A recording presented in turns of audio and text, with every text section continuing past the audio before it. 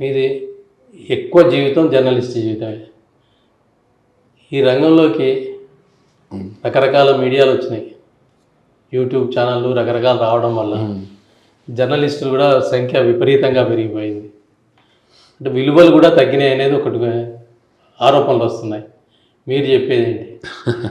కొత్తగా వచ్చే జర్నలిస్టులకు కానీ మంది ఎక్కువైతే మజ్జిగ పల్సన అనేది అన్ని వేళలో నిజం కాదు కదా. మజ్జిగ ఎక్కువైతే మంది కూడా ఎక్కువ కావచ్చు కదా. కాబట్టి మజ్జిగ పెంచుకునే ప్రయత్నం మనం చేయాలి. చేస్తే ఇప్పుడు జర్నలిస్టులు ఎన్ని చోట్ల ఇన్ని గొట్టాలు ఉన్నాయి, 100 మీటింగ్ పెడితే 100 మంది గొట్టాలు ఉన్నాయి అని విసుక్కుంటున్నారు రాజకీయ నాయకులు. మీటింగ్లు పెట్టేవాళ్ళు ఎంతమందికి భోజనాలు పెట్టాలా, ఎంతమందికి ఛాయ్ తాగించాలని బాధపడుతున్నారు. మరి జనాభా ఎంత ఉంది దేశంలో? అంటే తెలుగు రాష్ట్రాల్లోనే ఈ జర్నలిస్టు సంఖ్య ఇంత విపరీతంగా ఉంది. ఆరంభ దశలో ఉంటుంది, కొంతకాలానికి కరెక్షన్ జరిగిపోయి ఒక న్యాయమైన సంఖ్య కుదించిపోతుంది. ఇప్పుడు కొత్తలో ఉన్నారు కాబట్టి అందరూ పెడుతున్నారు కాబట్టి అట్లా జరుగుతుంది. కానీ ఇది మంచిదే. ఏంటంటే కొత్త యూట్యూబ్లు రావటం కానీ, ఈ పీడిఎఫ్ పేపర్లు రావటం కానీ, ఈ పరిణామం అనేది మంచిదే. ఎందుకంటే ఇది ఒక డెమోక్రటిక్ ఎక్స్ప్రెషన్.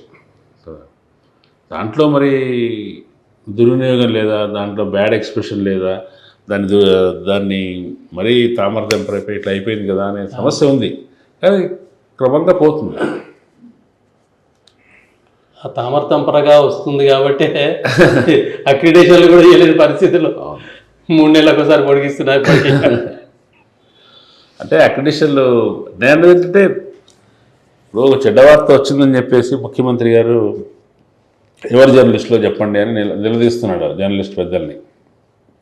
మీరే చెప్పండి, వాళ్ళకి ఇద్దాం, వీళ్ళందరూ జర్నలిస్టులేనా అంటే, జర్నలిస్టులు ఎవరు కాదు అనేది నువ్వు అట్లా దాని నిర్వచనాన్ని తగ్గించేసి నేనే డిసైడ్ చేస్తా అంటే ప్రభుత్వం అనుకున్నా కానీ జర్నలిస్ట్ పెద్దలు అనుకున్నా కానీ కరెక్ట్ కాదు కదా.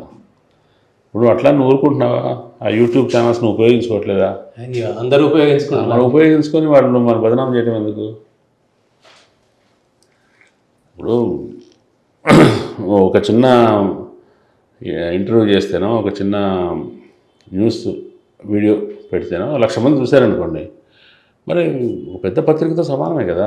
మరి వాళ్ళకి ఎందుకు అక్రిడిటేషన్ ఇవ్వాలి కదా.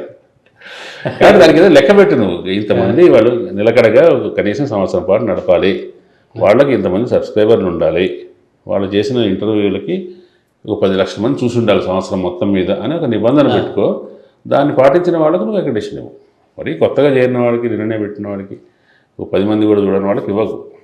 అంటే ఇవ్వదలుచుకుంటే నియమాలు పెట్టుకోవడం ఎట్లా పెట్టుకోవచ్చో ఆలోచించవచ్చు. నీకు ఇవ్వడం ఇష్టం లేదనుకోండి, అది చెడ్డ మీడియా. చెడ్డ మీడియా అయితే నువ్వెందుకు ఉపయోగించుకుంటున్నావు? నువ్వెందుకు 10 యూట్యూబ్ ఛానల్స్ ప్రమోట్ చేస్తున్నావు? నువ్వు ప్రమోట్ చేస్తున్నావని మరి బీఆర్ఎస్ ఎందుకు అన్ని యూట్యూబ్ ఛానల్స్ని ప్రమోట్ చేస్తుంది? వీళ్ళకి నెలవారీ ఖర్చులు ఎందుకు భరిస్తున్నారు? వీళ్ళంతా ఎన్ని సమస్యలే కదా.